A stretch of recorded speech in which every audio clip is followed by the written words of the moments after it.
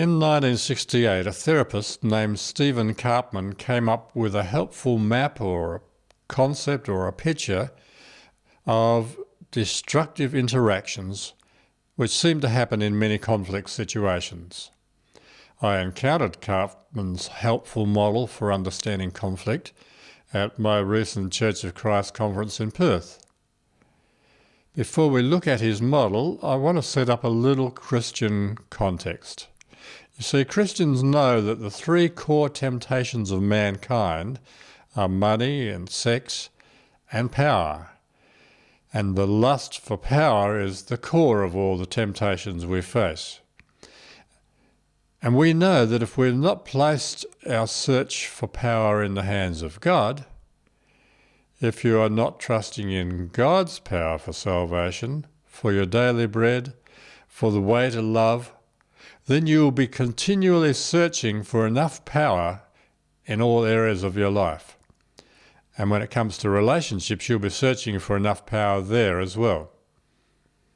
So Karpman's triangle is about how the natural man so often ends up in a drama of conflict as he tries to manage power in relationships, as he tries to grasp for enough power in relationships.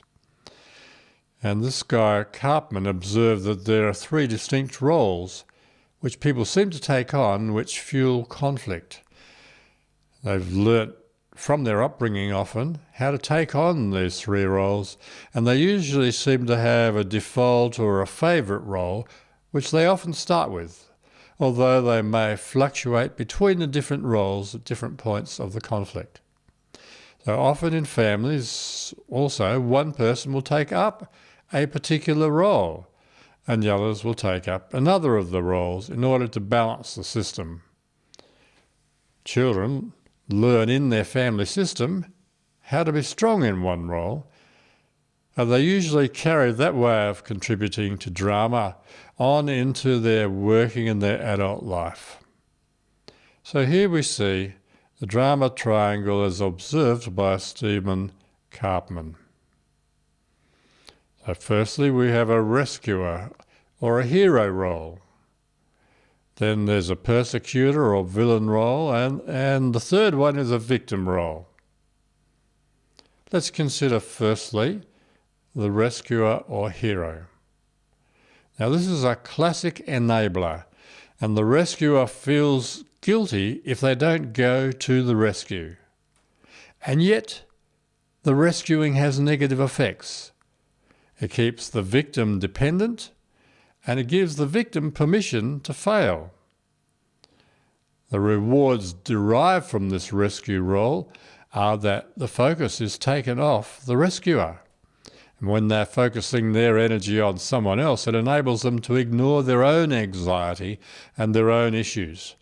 And this rescue role is also pivotal because their actual primary interest is to avoid their own problems under the disguise of being concerned for the victim's needs.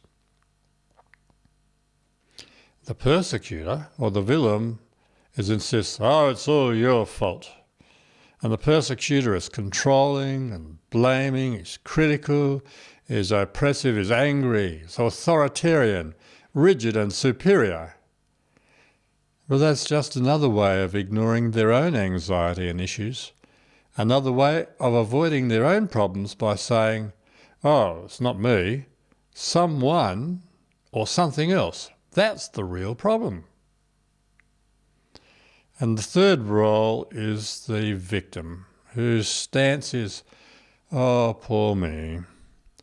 The victim feels victimized, feels oppressed, feels helpless and hopeless, powerless and ashamed, and just unable to make decisions, unable to solve problems, unable to take pleasure in life or just work out what's going on, just to have insight into what's going on.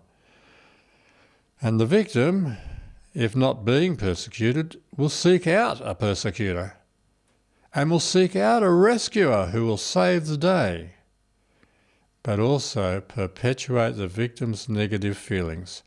And the reward for the victim as he feels it's legitimately okay to be a victim who can't deal with his problems.